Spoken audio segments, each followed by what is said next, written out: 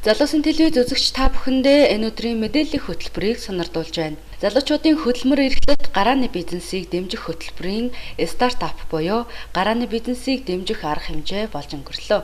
Хөдөлмөр эрхлэлтийн үндэсний зөвлөлөөс 2018 оны 1-р сарын 19-ны өдрийн 1-р тогтоолоор хөдөлмөр эрхлэлтийг дэмжих чиглэлээр 6 хөтөлбөр батлагдсан.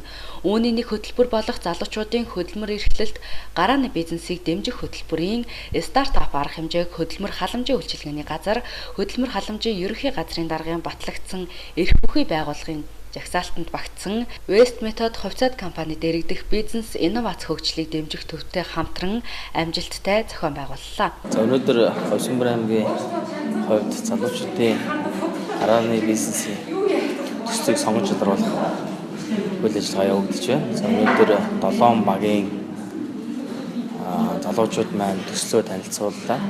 За өнөөдөр миний бие бас хөндлөнгийн ажиглагчаар ингээ ажилласан. За манай залуучууд бол 3 өдрийн сургалтанд оролцоод за тэгээ бизнесийн төслийг бичсэн байгаа.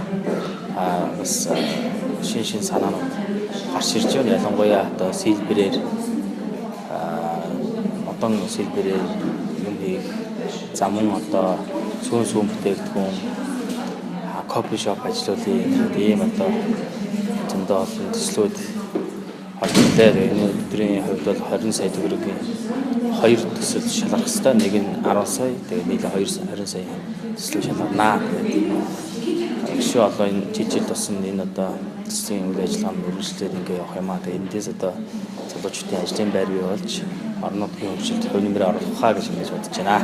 Тус арга хэмжээнд ажил хөдөлмөр эрхлээгүй 15-аас 34 насны 21 залуу, Политехник коллежийн 4 төгсөгч буюу орон нутгийн 25 залуусыг West Method хувьцаат компани дэргэдэх бизнес инновац хөгжлийг дэмжих төвийн сургагч багш нар 54 цагийн модуль хичээлтэй сургалтанд 3 хоногийн турш хамруулж хөдөлмөр халамжийн үйлчилгээний газрын даргын А24 тоод тушаалаар батлагдсан гарааны бизнесийн төсөл сонгон шалгаруулах 5 гишүүний бүрэлдэхүүнтэй ажлын хэсэг 7 багийн төслүүдээс 2 багийн төслийг шүүгчид онооны нийлбэр дүнгээр сонгон шалгаруулсан ба 1-р байранд сэлбэр модон эдлэл төсөл 123 оноогоор, 2-р байранд кофе шоп төсөл 103 оноогоор шалгарч 36 сарын дотор эргэн төлөх нөхцөлтэй 10 сая төгрөгийн гарааны бизнесийн хөрөнгө оруулалтыг авсан юм а. Хөдөлмөр нийгэм хамгааллын яамны хөдөлмөр эрхлэлтийн зөвлөлөөс улсын хэмжээнд одоо хэрэгжүүлэх хөдөлмөр эрхлэлтийн нэмэгдүүлэлттэй холбоотой хөтөлбөр арга хэмжээнд хэрэгждэг. Үүний нэг нь залуучуудын хөдөлмөр эрхлэлтийг дэмжих нь гарааны шилдэг бизнес төсөл хөтөлбөрийг шалгаруулах ажиллагаа байгаа.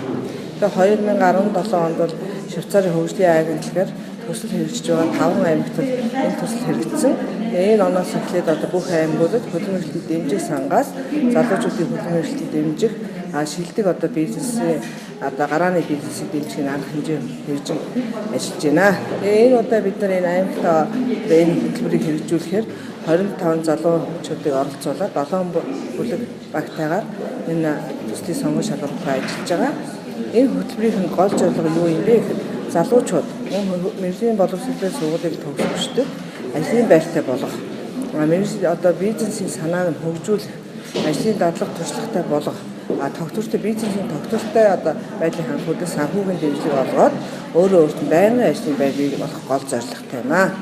Залуучуудын гарааны бизнесийг дэмжих хөтөлбөр Ховсонбор аймгийн хөдөлмөр халамж үйлчилгээний газартай хамтран манай West Method компани Best Innovaц бизнес хөгжлийг дэмжих тун нийт 30 залуучуудыг 7 багт хувааж яг энэ орон нутгийн онцлог хэрэгцээнд тохирсон шинэ бизнес санаа, стартап үйл ажиллагааг амжилттай зохион байгууллаа. Үйл ажиллагаа маань үндсэндээ үндсэн хөтөлбөр буюу стартап гарааны бизнесийн 54 цагийн хөтөлбөрөөр хэрэгжсэн. Хөтөлбөрийн хаалтын үйл ажиллагаанд сум орон нутгийн удирдлагууд эрэлцэж идэвхтэй оролцсонд бас баяртай байна. Нийт 7 багаас 2 баг шалгарч бас санхүүгийн дэмжлэг буюу 10 сая төгрөгийн гарантиг хүргэнэ. Тус арга хэмжээнд аймгийн иргэдийн төлөөлөгчдийн хурлын дарга Бат зам, аймгийн засаг дарга Бат суур, аймгийн засаг Даргын орлогч Бэлэг Гөмбөрл хөдөлмөр халамжийн үйлчилгээний газрын дарга Ган Сүх, Сүмбэр сумын засаг дарга Амар Сайхан, Дэлхийн зүүн олон улсын байгууллагын захирал Оюун Туулнаар хүндэт зочдоор оролцсон шүүгчдээр аймгийн хөдөлмөр эрхлэлтийн салбар зөвлөлийн гишүүн, аймгийн засаг даргын тамгын газрын нийгмийн бодлогын хилцээний дарга Уран Цэцэг, хөдөлмөр халамжийн үйлчилгээний газрын хөдөлмөр эрхлэлтийн хилцээний дарга Болор Туяа, West Method хувьцаат компани дэргэдэх бизнес инновац хөгжлийг дэмжих төвийн гүйцэтгэх захирал Нэргүй, аймгийн залуучуудын хөгжлийн салбар зөвлөлийн гишүүн, төрийн банкны захирал Наранбаатар, Политехник коллежийн нийгмийн түншлэл хөдөлмөрийн зах зээл статистик хариуцсан мэргэжилтэн Мөнгөн Жигүүрнаар шүүн явууллаа. Манай багийн зорилго нь болохоор хэрэгжтэй ийм хэрэгцээнд бизнес эрүүл чанартай бүтээгдэхүүнээр одоо тав тухтай тансаг орчин хотын соёлыг одоо орон нутагт ачаалаа гэсэн зорилготой ажиллаж байгаа.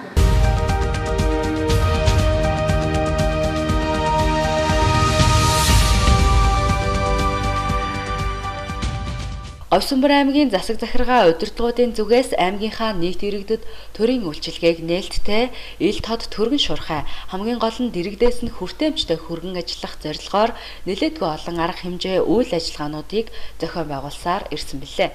За бид бүхэн нийгмийн салбарт тулгамдж байгаа асуудлыг шийдэх нь гол байсан. Тэр нь юу гэхээр ажлын байрыг нэмэгдүүлэх, өшөө одоо бас үйлдвэрлэлийн үйлчлэгээнүүдийг баялаг бүтээгдэхүүнийг дэмжих, энэ үднээс бас хөрөнгө санхүүгийн асуудлыг бас зөвхөн хойрол хийж аймгийнхаа одоо жижиг дунд бизнес эрхлэгчдийг дэмжих талаараас олон ажил хийсэн. Үүний дагуу дорж танилцуулъя. За бид бүхэн орон нутгийн хөгжүүлэх сан болон сум хөгжүүлэх санхуудаа аймагуудынхаа ажлуудыг хийдэг. Сум хөгжүүлэх сангаас нийт одоо 226 иргэн 2.1 тэрбум төгрөгийн зээл олгосон байна. 226 иргэнд. Өөрөөс одоо 17 оны байдлаар 30% төлөгдсөн байна. 30% нь одоо 2.1 тэрбум төгрөг манай иргэдийн гар дээр очиж байна. Тийм учраас бид нэр 17 онд энэ иргэн төлөлтийг нэмэгдүүлэх үүднээс ихэнх идэх санаачлагтай ажилласны үр дүнд Сүмбэр суманд 101.3 сая төгрөг, Аян тал суманд 36.5 сая төгрөг, Шивээгуул суманд 15.3 сая төгрөгийн сум хөгжүүлэх сандаа иргэн төлөлт биелгэсэн. За мөнгө төлөөгөө олон улсууд байна. 12-оноос 16 онд болсон зээлээр иргэн төлөөгөө 82 иргэн байгаа. Энэ 82 иргэн бол мөнгө төлчөөд бид нар бас жижиг дунд бизнесээр малчд тав хүн жигсэн малчдынхаа малынхаа чанарыг сайжруулах, малаа өсгөх, өөр одоо бизнесийн чиглэлээр ямар ажил хийж болох талаар олон арга хэмжээ хийж болохоор байсан. Гэвч энэ 82 иргэн маань мөнгөлөг очоод бид нар хуулийн байгууллага шийдвэрлэж байгаа. За хөдөлмөр эрхлэлтийн талаар бол бид нар бас түрүүний хэлсэн нийгмийн салбарт нэлийн тулгамж байгаа асуудлын нэг нь бол хөдөлмөр эрхлэлт. Энэ хугацаанд бол бид 470 иргэнийг хамруулж 203 иргэнийг бол байнгын ажлын байраар 324 иргэнийг төв нийт 527 хүнийг энэ хугацаанд ажлын байраар хангасан байна. За бид нар хөдөлмөр эрхлэлтийг дэмжих хөтөлбөрийн хүрээнд 3 аж ахуй нэгж 4 хувийн эрхлэгч иргэнд 100 сая төгрөгийн жижиг зээлийг болгож 35-аас дээш насны 11 иргэнд 30 сая төгрөг, хөгжлийн бэрхшээлтэй 3 иргэнд 9 сая төгрөг, нэг ахмад наснд 2.5 сая төгрөг, за мэргэжил сургалтын төвийн төгсөгч нарт 2 сая төгрөг, 10 малчинд 22.9 сая төгрөгийн санхүүгийн дэмжлэг олгосон байна. За бидний хувьд одоо бас сүүлийн чиглэлүүд бас цагаагаар бас докторгүй хүнд нөхцөлд үйлчж хамарчж байна. Иймээс бас бидний зүгээс анхаарч хаана одоо бодлогоор бид нар бодог шинээр гарах уу, хаана бид нар цаашдаа бэлчээрийн даацыг зөв зөвхөстэй ашиглах уу, хаана отор нүүрэл хийх хөдлөө бас ихэд боломж байгаа асуудлаар малчд тав хүнтэй өдөрлөгөөр уулзаж санал бодлыг сонсож явж байгаа.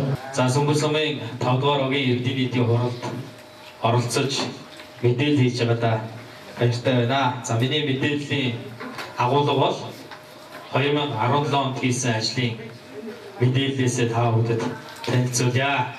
Ингэж утсан. За ялангуяа Говьсонбөр аймгийн хувьд бол 3 сумтай төв орон нутгийн ойр мэдээлэлд их ойр байдаг. Ялангуяа манай малчид иргэд маань мэдээлэлд ойр байдаг. За мэдээлэлд ойр байдаг гэхээсээ илүү бас бид өгöd багийн өдөрлгүүдээр явж аймаг орон нутагт болж байгаа асуудлуудаа ярьж хэлж мөн одоо та бүхэний санаа өсөж ингэж явах учиртай. Малчдын төрөлсгөөс одоо мөрдөж байгаа хууль тогтоомжоос гадна бодлогын баримтчууд мөн төрөлх хөтөлбөрүүдийг боловсруулах олон талд арга хэмжээг авч ирж байгаа. Үүнийг бол та бүхэн мэдж байгаа. Тэгээ ер нь төрөлс баримтж байгаа бодлогын баримтчийн гол зорилго юу гэхээр малчин хүнийг өөрийг нь хөгжүүлье, ашиг орлогыг нэмэгдүүлье, амьдралын чанарыг дээшлүүлье гэсэн үндсэн зорилго байгаа. Энэ зорилгыг хэрэгжүүлэх ажлын одоо арга хэмжээний нэг нь бол малчдын хөдөлмөр эрхтнийг нэмэгдүүлэх хөтөлбөр арга хэмжээ. Залуу цөөн малтай залуу малчдын малчуудыг мал малгааны арга ажиллагаа сургая гэсэн эхний хөтөлбөр арга хэмжээ байна. Тэгээ бид нар энэ малчдын хөтөлбөрийн ямар зорилготой байдгийг бэ? Ямар арга хамгаалагдгийг гэхээр одоо өрхний гишүүн 2-оос дээш гишүүнтэй 15-аас 39 насны богд шилжүүлсэнд 200 хүртэлх одоо малтай малчин өрхөд энд бол хамрагдаж байгаа. Хамрагдах боломжтой байгаа. Бид нар өнгөрсөн хугацаанд бол аймгийн хэмжээнд нийтдээ нэг 173 сая төгрөгийн малыг нийлүүлсэн. Энэ оны батлагдсан одоо төсвөр 100 сая төгрөгийн одоо балгаас нийлүүлэх төлөвлөгөөтэй байгаа. За энэ малжуулахын арга хэмжээнд ерөөсөө ясангаар Сүмбэр сумын одоо зөвхөн танай багаас 5 малчин хамрагдсан. 5 малчин хамрагдаж 24 оны 8 сая төгрөгийн малыг нийлүүлсэн байна. Бид нар энэ малжуулах төслийг одоо ямар одоо шугамаар авч яаж хэрэгжүүлдэг юм бэ гэхээр сум багаас нь яг хөтөлбөрийн арга хэмжээг шаардлага болцыг хангасан малчныг нь тухайн сумын амжиргаа дэмжих зөвлөгийг нь хурлаар оруулаад тэгээд аймаг дээрээ төрийн болон төрийн бус байгууллагын гишүүдийн оролцоотой ажлын хэсгээр хэлэлцэг авилга ашиг сургуулиас ангид шалгар болдог. Тиймээс ямарваа нэгэн одоо маргаал асуудал гардаггүй гэдгийг бас онцлон тэмдэглэхийг хүсэж байна. За 2018 онд манай хөдөө аж ахуйн газраас 4 томоохон ажлыг улсын төсвийн хөрөнгө оруулалтаар хийх гэж байна. За нэгдүгээрт бол одоо 2 худагийг шинээр гаргах инженерийн эзэдтэй. Энэ худаг мал нэгэн шивээгоо суманд, нэгэн Сүмбэр суманд гарнаа. Замын хашаат болон Таргат улаан гэдэг ийм 2 газарт бол инженерийн эзэдтэй 2 худаг гаргах гэж байна. 36 сая төгрөгийг хөрөнгө оруулалт орж ирнэ. За хоёрдугаарт 30 мянган га талбай бэлчээрийн талбайд бол одоо үлийн цагаан хотонтой тэмцэх ажил хийгдэнэ. За энэ арга хэмжээнд бол 48 сая төгрөг зарцуулагдана. За гуравдугаарт бол жижиг дунд үйлдвэрлэлийг дэмжих төвийг шинээр барьж байгуулна. За тэр төвийнхаа барилга дотор бид нар нэг хошрооныхоо байрыг бол одоо багтаах юм санаатай байгаа. За дөрөвдүгээрт бол одоо гоц салбарт цэцэг, шүлхий, Бүрслээс сэргийлэх тарилгууд бол одоо улсын төсвийн хөрөнгө оруулалтаар хийгдэнэ. За яг хөө та нар маань бол одоо жилийн жил вакцин хийж байдаг гэдэг ингээд ингээд анзаарахгүй байж магадгүй. Гэхдээ бол одоо маш их энэ вакцинжуулалтанд маш их хөрөнгө зарцуулдаг.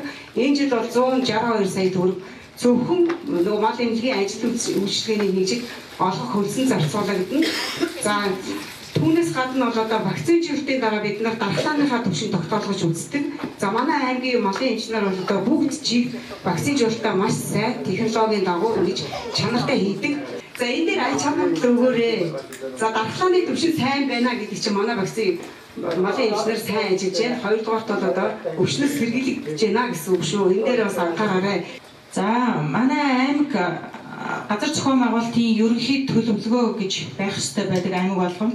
Манай аймгийн төлөвлөгөө 2006 онд батлагдсан төлөвлөгөө явсаар агаад хуучраад шинжлэх шаардлагатай болоод 2017 онд манайх газар зохион байгуулалтынхаа төлөвлөгөөг Лапланд Эко гэдэг компаниар хийлгэсэн. За энэ төлөвлөгөөгөө 2017 оны 12 сард аймгийн иргэдийн төлөөлөгчдийн хурлаар батлуулаад одоо дагаж мөрдөх арга хэмжээтэй ажиллаж байгаа гэсэн үг. Манай байгууллагаас ер нь одоо газрын харилцааны үйлчлэгийг үзүүлж байгаа цогц програмтай болсон. За энэ програм нь одоо иргэдийн өргөдлийг хүлээж авахаас эхлээд гэрээ гэрчлэгээ бичигдэж дуусах хүртэлх бүх ажиллагааг одоо тус програмаар хийдэг болсон. Тэр нь бол одоо Land Manager гэдэг програм хангамж байгаа юм л да. Энэ програмаар одоо өргөдлийн иргэдийг бүртгээд хамгийн сүүлд одоо гэрчлэгээ бичиж гаргах хүртэлх бүх үйлдэлийг тэр програмаар хийж байгаа. Тэгэхээр энэ програм дээр нэг жоохон цаг хугацаа шаарддаг. Нилээ ийм нягт нямба ийм програм болсон. Одоо 2018 оны газар зохион байгуулалтын төлөвлөгөөний дагуу иргэдийн өмчлөлийн өргөдлийг бас манайх яг тэр програмаар хүлээж авсан. Нэг иргэн дээр ихэд одоо дор хаяж 20-30 минут зарцуулж байгаа. Одоо улс даяар энэ програмыг хэрэгжилж байгаа учраас одоо яг манай ажилтнуудын зүгээс бол одоо яах ч аргагүй энэ програмаараа иргэдийн өргөдлийг бүх юмыг бүртгээд явна гэсэн үг. За дээрэс нь 2017 сумын иргэдийн төлөөлөгчдийн хурлын 2017 оны 1 сарын 03 дугаар тогтоолоор газрын төлбөр татварын одоо хэмжлэгийг шинжилэн баталсан. За энэ тогтоолын дагуу иргэн бүр одоо эзэмшлийн газартаа бол газрын төлбөр гэж төлдөг. Өмчлөлийн газартаа бол газрын татвар гэж төлдөг. Өмчлөлийн газар маань үл хөдлөх хөрөнгө очиж байгаа учраас үл хөдлөх хөрөнгийн албан татвар гэдэг утгаараа татварын хэлцээр татвар төлдөг. Эзэмшлийн газартаа бол эзэмшлийн газрын төлбөр гэж манай байгууллага хураадаг. Энэ орон нутгийн орлогын дансан төвлөрдөг. Энэ дээр одоо малчид маань ялангуяа өвлжөө хаваржааны газруудтай байдаг. Өвлжөө хаваржааны газруудыг малчид маань ерөөсөө төлбөр төлдөг гэдгийг зарим иргэд маань мэдчихгүй явдаг. Энэ нь одоо ингээд хэд хэдэн жилээр ингээд хураагдсаар байгаад газрын төлбөрийн төлөвлөгөө алдагдах ийм юунд орж байна. Дээрээс нь нөгөө мэргэжлийн хяналт давуу эдийн газар зэргүүдээс газрын төлбөрийг одоо яг орон нутгийн даасгам төвлөрүүлсэнгүй гэсэн шаардлагыг манай байгууллага тавьдаг.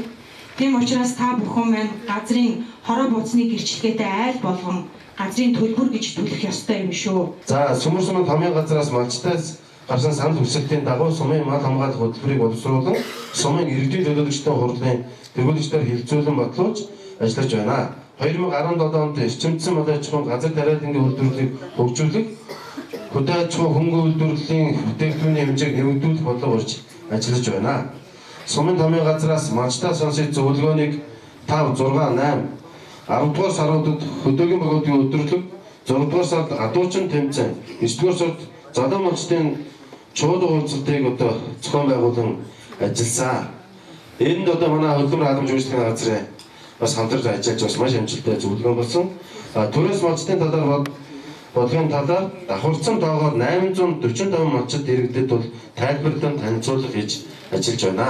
За хоёр дахь удаага татварч хөгжил сангийн ажлыг эх оны ажлыг эренблэх ажлыг зохион байгуулахаар ирсэн байгаа.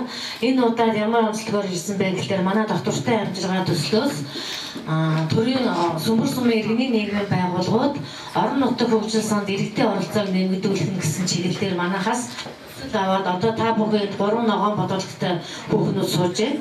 Энэ хүмүүс та бүхэн дэмжлэг үзүүлэхээр манайхаас төсөл авч хэрэгжүүлж байгаа. За нэг нь тэнд бүртгэл хийгээ яваад байна. За энэ бүртгэл та нарт ирсэн хуралд ирсэн эцсийн бүртгэлийг хийгээд яваад байгаа. Хурлын эцэст бид нар саналаа эренбэлчээд нийтдээ танаад 50 хэдэн санал ирсэн. 52 санал ирсэн 5 дугаар багаас. Саналынх нь тоо 52 ирсэн. За дандаа өөрийнхөө багтай холбоотой саналууд ирсэн байна лээ. Тэгвэл тэрнийгээ одоо дахиад багийн иргэдийн нийтийн хурлын та бүхэн оролцоод байгаа дахиад тэрнийгээ эренблээ дахиад саналаа авна. Ингээд та бүхэн одоо энэ хуралдаа ирж саналаа өгч ийн гэдэг чинь орон нутгийнхаа хөгжилд хувь нэмэр оруулж ийн гэсэн үг. Нэг ч гэсэн иргэн ирж саналаа өгөөд тэр таны санал шийдэгдэж байвал энэ Сүмбэр сумд сайн засаглал төлөвшөж байна. Энэ Сүмбэр сумын удирдлагууд иргэдээ сонсож байна гэсэн утга бүхий үйл ажиллагаа болдог шүү дээ орон нутгийн хөгжил сангийн төлөвлөлт. Тийм учраас татвартай амжиргаа төсөл маань сайн засаглалыг төлөвшүүлэх, иргэдийн оролцоог нэмэгдүүлэх, гүйцэтгэл суурилсан урамшууллын механизмын тогтолцоог бүрдүүлэх гэсэн ийм 3 чиглэлээр ажилладаг. Манай аймгийн хувьд бол Сүмбэр сум Ширээ говь сум хоёр бол манай татвартай амжиргаа төслөөс урамшуулал болон дэмжлэгийг хүртдэг. Баянтаа сум бол одоо хараахан хүртэж амжаагүй байгаа. Өшөө дээр нь боломж байгаа. Дахиад орон нутгийн хөгжил сангийн санхүүжилт дахиад нэг дахин нэмэгдэгч боломж бол байгаа. Татвартай амжиргаанд бол мөнгө байгаад байгаа. Гагцхүү манай орон нутгийн хөгжил сангийн төлөвлөлтөнд нөгөө иргэдийн хүн амын тоогоор орлогын шилжүүлгийг шилжүүлдэг учраас жоохон багтаад байгаа. Гэхдээ Говьсанбар аймгийг бас харж үзэн яагаад гэвэл иргэдэд оролцоо сайн байдаг гэдэг утгаар нь бидэнд бол боломж байгаа. Тийм учраас иргэн та бүхэн сайн идэвхтэй оролцоорой. Тэгээ манай мачид маань нэг ийм санал тавиад байдаг. Бид нар очиод санал аваад байдаг. Төвийн байгийнхаа олон болохоор бидний санал дэмжигддэггүй юм гэдгийг. Гэтэ одоо энэ удаа бас тэхгүй сумын ажлын хэсгийнхэнд бид бас анхааруулж хэлнэ. Үнэхээр одоо амар сайхан даргын үйл ажиллагааны хөтөлбөрт таны санал тусгагдсан. Зайлшгүй хэрэгжүүлэх шаардлагатай байвал 50 хүний санал авсан байна уу 500 хүний санал авсан байна уу хамаагүй шүү 50 хүний саналыг ажлыг дэмжээрэй гэж бид нараас хэлж байгаа. Өдөр юун дээр журман дээрээ ч бас тийм боломж бол бүрдчихэд байгаа. 6 багийн иргэн жаргалын баяж ч юм уу гэдэг. Би 2017 онд Говьсонбор аймгийн хөдөлгөөн хангамж үйлчилгээний газраас сүүс үн бүтээгдэхүүний талаар төсөл бичиж авсан. Тэгээ үүндээ болохоор бол орон гэргүй иргэн өндөр настан тэгээд хөгжлийн бэрхшээлтэй гэсэн 3 хүний бэрхшээлтэйгээр бол энэ халуун төслийг авсан байгаа. Бидний амжиргаа маш их хэмжээний тусалцаа үзүүлж их хэрэг болсон. Тэгээд хүн бол нөгөө нэг өөрсдөө хамгаалж байгаа бүтээгдэхүүнийхээ ашиг шимийг бол яг 100% хүртэж чаддаггүй байснаар бол би энэ төсөлд орж ирснээр өөрсдийнхээ хэмжээний бүх жоохон зүйлээ ч гэсэн ямар их хэмжээний ашиг шим олж чаддаг вэ гэдгийг бол энэ олж авч чадсан. Тэгээд халамж үйлчилгээнийхээ бүх хүмүүст болон төсөл өгж дэмжсэн бүх хүмүүстээ баярлалаа илэрхийлье. Анааг Цэцмөгийн бодлого гэдэг 15 онд төслөөр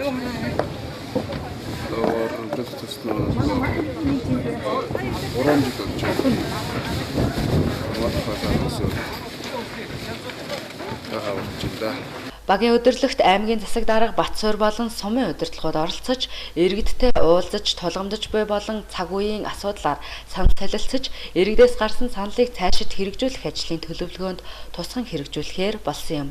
Багийн өдөрлөгт хөдөлмөр халамжийн үйлчилгээний газар, хүнс хөдөө аж ахуйн газар, цагдаагийн хилтэс, эрүүл мэндийн газар, газрын харилцаа барилга хот байгуулалтын газраас мэдээлэл хийж, автотээврийн төвөөс тээврийн хэрэгслийн техникийн хяналтын үзлэг оншилгоо явуулах зэрэг ажлуудыг зохион байгуулж төрийн үйлчилгээг иргэдэд хүргэсэн юм а.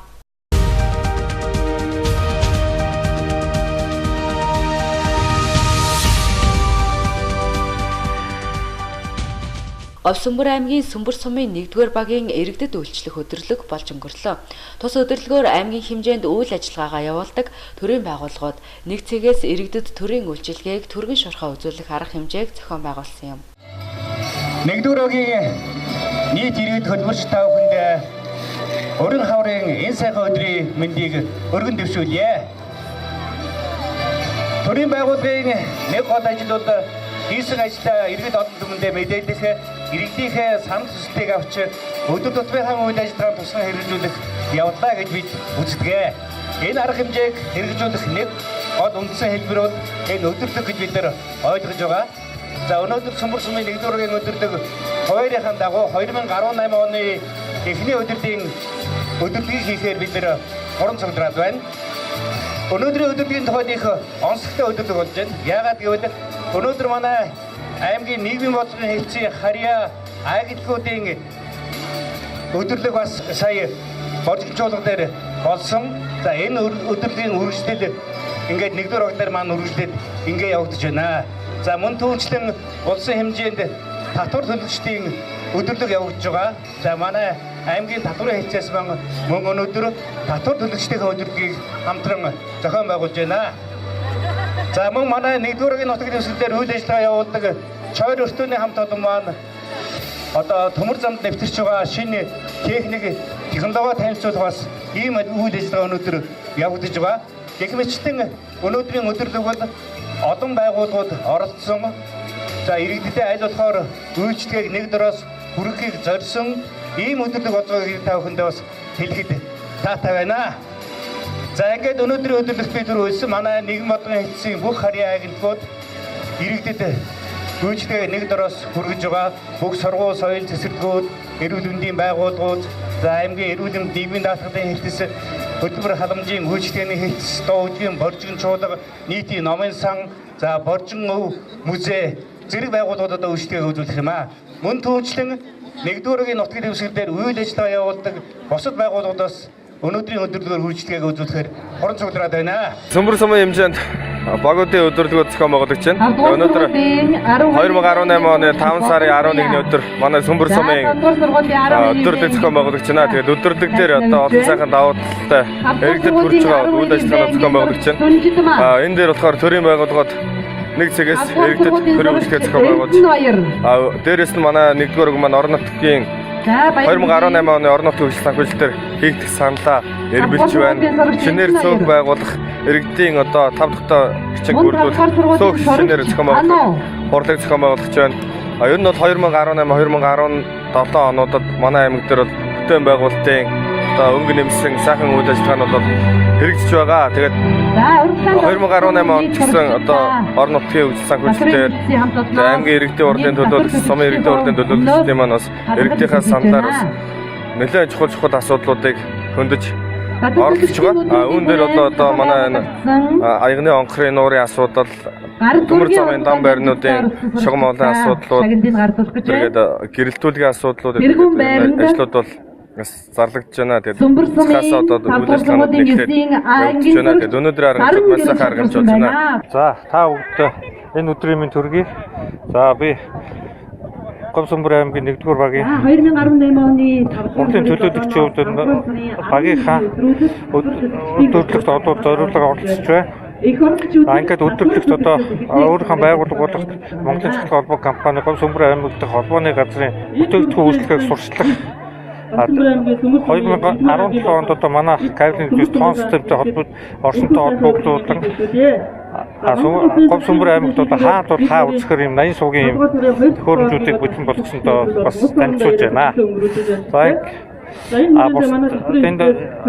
Нэгдүгээр багтаа бас өндөр урдны интернет оруулах ажиллагааг одоо эх 7 хоногоос хэдэн кабелээр өргөх санаачлагаар одоо бид нар эх 7 хоногоор ажил үйлчгээ эхлэж байна. Тоног төхөөрөмж материал явуулбал бүх юм бэлэн болцсон эх 7 хоногт одоо та бүгдийн хөрвүүлжүүлээрэй. За ингээд та бүгдээ амжилтсая. За Улаанбаатар төмөр замын чойр өртөө болол ангигүй юм 6 зөвдөг 5 ачилтын том өртөө хариуцсан том зангилаа өртөө байгаа. Тэр дундаа манай чойр өртөө бол Гомсомбөр аймгийн 1-р багтад байрладаг.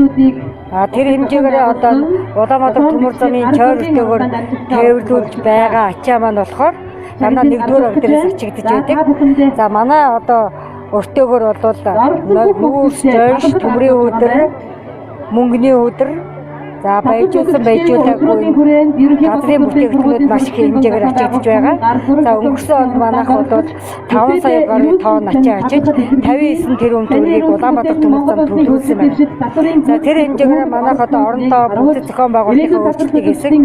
Тэр нь иргэдтэй үйлчлэх нээлттэй хаалганы өдөрлөгөөр өнөөдөр манайх одоо Улаанбаатар төмөр зам ачаа тээврийн захим бичиг баримт боловсруулалтанд орж байна. Мөн зорчигчийн үйлчлэгээр захим оруулж байна. За ялангуяа иргэдийн одоо ажлын цаг зав, чөлөөт цагийг одоо хэмсэн ийм захим үйлчлэгээ нээгдсэн байгаа. Интернет тодтолтолт гэдэг. За интернет тодтолтолт нь бол иргэн бодвол интернет сүлжээтэй айлч газраас гэрээсээ хөдөө явж исэн ч интернет сүлжээтэй газраас гар утаснаас итгээд ЦЭК, ОБТЦ, ЦЭК, ЭМН гэсэн сайтаар ороод өөрийнхөө хүссэн дурын галт тэргэндээ хүссэн месстэй сонгоод бүх төрлийн картын үйлчлэгээр төлбөрөө хийгээд месстэй өөрөө авах ийм бүрэн боломжтой. Заавал телевизийн картн дээр хийгээд месс захиалаад авах шаардлагагүй болсон. Надад одоо иргэд надад доор месс өгөөч, дээр месс өгөөч гэдэг энэ асуудал байхгүй болсон. Олон улсын галт тэрэг, зорчигчийн галт тэрэнд бол одоо тэр интернет үйлчлэгээр өөрөө месстэй сонгоод өөрөө галтраа сонгоод ийм үйлчлэлүүд нэмэгдсэн байгаа. Өнгөрсөн онд манайх бол 641 мянган зорчигч байгаа. 600 гаруй сая төгрөгийн орлоготой ажилласан байгаа. Юу нь бол манайх Улаанбаатар төмөр замд Гомсомбөр аймаг төдийгүй Улаанбаатар төмөр замынхаа хэмжээнд ээлжлэлтийн тээврээрээ манайх бол одоо эхний одоо 2-дугаар явдаг ийм өдөртөө байгаа. За дээр нь одоо манайх энэ аюулгүй өдөрлөгөө энэ нээлттэй албаны өдөрлөгөө иргэн зорчигч төмөр замын аюултай бүс дотор хэрхэн зорчих юм бэ? Аюултай бүсийн дэглэмийг хэрхэн мөрдөж явах юм бэ гэдэг талаар энэ сэрэмжлүүлгүүд тавьсан байгаа. Мөн бага насны хүүхэд болон одоо гэрээний хажуур амтныг авч явахдаа зорчигчийн галт тэргэнд зорчигчийн одоо давцсан дээр ямар хяналтын эзгийн гадна тал бага насны хүүхдээ байршуулж авчих хэвээр юм бэ. Энэ хуурайлтын үед зорчигчийн гал тэргэнд галын аюул байдгийг иргэн та хэрхэн хангаж явах юм бэ гэдэг маш олон юм сэрэмжлүүлгүүд хийж энэ юунуудыг хий тавьсан байгаа. Ер нь одоо энэ плед тодтолтынхаа үйлчлэгээрээ ч гэсэн зорчигчийн зааланд бол бид баян Улаанбаатар төмөр замаар явж байгаа олон улсын болон орон нутгийн зорчигчийн гал тэрэгний бүх байрыг бас энд тарифтай ачаа тээврийн тариф, зорчигчийн тариф, пешийн тарифыг нэг үрсэн хийж одоо иргэдэд хүргэж байгаагаараа юм онцлог юм давуу талтай байгаамаа энэ үү. Жилээр уламжлалын зохион байгуулалтад Монголын татварчдын өдрийн хүрээнд Говьсанбар аймгийн татварын хэлцээс иргэд рүүгээ чигсэн олон шинэлэг үйл ажиллагаа авч хэрэгжүүлж байна. За тохиолох юм бол одоо татварын багцтай аялалгээд энийг бол айл өрх болгоноор иргэн бүрт хүрч одоо үйлчилж татварын хууль тогтоомж татварын талаар баримталж байгаа төрийн бодлого мөн татварын хэлцээ үйл ажиллагааны талаар сурчлаж айл өрх болгоноор одоо жилийн турш одоо аялах энэхүү энийг бол өрнүүлээд явж байна. За мөн түүнчлэн Сүмбэр сумын 1-р агийн багийн нээлттэй өдөрлөгтөөр хамтраад одоо Сүмбэр сумын 1-р агийн төмөр замын ард иргэдтэй үйлчилгээ үзүүлж байна. За тодруулах онцлог нэг гол ажил гэх юм бол бид 2017 оны татварчлалт өдрүүдийн хүрээнд татварлагч таньдаа баярлалаа сэдвт дууны шүлгийн уралдааныг зарласан байгаа. Энэхүү дууны шүлгийн уралдаанд маань оролцсон бүтээлүүдэд шалгарсан дууны шүлгээдээ бид одоо 2018 он тэмдэглэн өнгөрүүлэх татварлагчдын өдрүүдийн өмнө одоо ая хийл гэж уран бүтээл болгож Говьсанбар аймгийнхаа нийт ард иргэдэд ялангуяа одоо Монголын нийт татварлагчдад зориулан одоо биелэг барьж байгаагаараа нэлээд онцлог шинэлэг үйл ажиллагаанууд бол зохион байгуулагдлаа.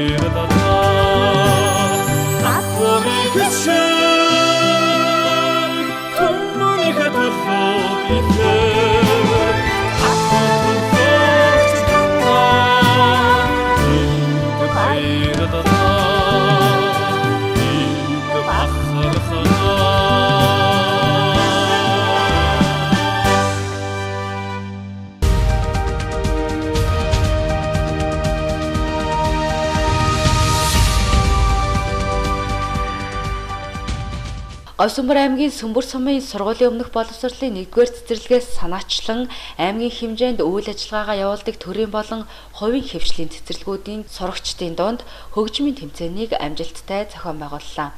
Тус тэмцээн нь цэцэрлэгийн насны хүүхдүүдийн хөгжмийн боловсролыг дээшлүүлж, хөгжмөөр дамжуулан өөрийгөө илэрхийлэх, цаашид өөрийгөө хөгжүүлэх чадварыг олгох зорилготойгоор зохион байгуулагдсан юм а. Ингээд манай Говьсанбар аймгийн сургуулийн өмнөх боловсролын хүрээнд жил болгон зохион байгуулагддаг.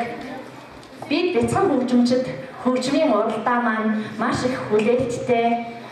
Тэгээд манай энд хүүхдэд бэлтгэж оролцож байгаа багш нарын маань чадвар чансаа хүүхдэд бэлтэж байгаа байдал ерөнхийдөө хэдэн өдрийн өмнөөс сарын өмнөөс ингээд бэлтгэл ажиллаа хангаад энд ямар үр дүнтэй оролцох вэ? Энэ бүх байдал маань ингээд сургуулийн өмнөх боловсролын байгууллагуудаар ороход бидний өмнө харагдаж байдаг. Тэгээд энэ уралдаанд бид нэр хүүхдэд бэлтгэхийн тулд ямар их цаг хугацаа ажлынхаа үр бүтээлийг ингээд өнгөрүүлж байгаа багш нарыг харахад би маш их багталтай байдаг. Жилээс жилд манай энэ уралдаан тэмцээн маань маш өргөн дэлгэр болж хүүхэд багшуудаа хөгжмийн боловсролд өргөн одоо суралцуулж сургаж байгаа энэ багш нарын маань одоо сургам өмөржүүлэгч хамт олонны маань цэцэрлэгийн удирдлагуудын маань энэ нөр их хөдөлмөрийн үр дүнд бүтэж байгаа энэ ажил маань үр дүн цаашдаа юу байдаг вэ гэхээр олон жилийн өмнөөс ингэж бид нэр хүүхдийг багаас нь хөгжмийн боловсролд бэлдэж хөгжим гэдэг урлагийг хүн сурч сонсож боловсруулснараа бидэнд ямар их агуу их гайхамшиг тэр хүний одоо хүн болж төлөвшөх энэ төлөвшөлт хөгжмийн гайхамшиг ямар их байдсан бэ гэдгийг одоо Говьсанбар аймгийн хэмжээнд бид нар харуулаад цэцэрлэгийн наснаас эхлээд сургуулийн насанд ороод суралцж байгаа ерөнхий боловсролын сургуулийн сурагчид маань энэ байдлаас маш харагдаж байгаа. Тэргүүн байранд Баярмаа багшаар удирдуулсан буян цэцэрлэгийн авьяаслаг сурагчид бусад цэцэрлэгүүдэд хошуучлан шалгарсан байна.